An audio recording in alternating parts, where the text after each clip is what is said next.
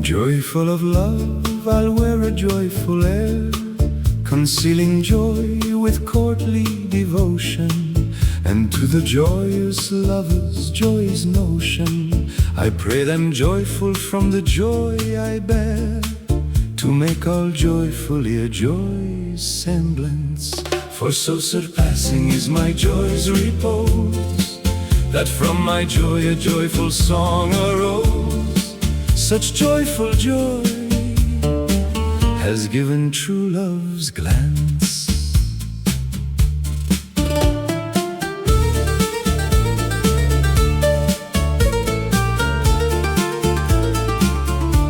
I'll sing then, since love bids me, I declare, for without singing I could not with devotion sing well, nor make a song with sweet emotion.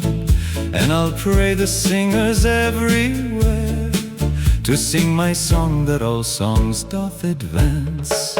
In singing work all sovereign songs compose, for of the song the reason songs disclose. And words sing, and the song in sweet advance. For I sing of a laugh that once, I swear, took my solace and laughter from my heart's devotion. But lady fair, laugh with a laughing motion, return me laughter with a kiss so fair. So I laugh and laugh in joyful advance.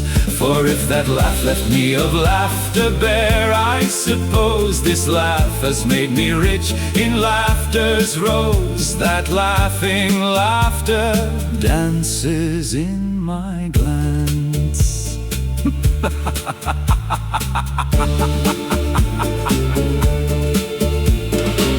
From there are pleasures born so sweet and rare, that other pleasures lack its pleasing potion.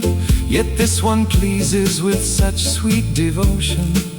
It makes me sing, which once I could not bear. It pleases me that the pleasure's sweet advance is pleasing to the lover's amorous pose. For my pleasure, if other pleasure glows, makes pleasure for them, and hope's sweet romance.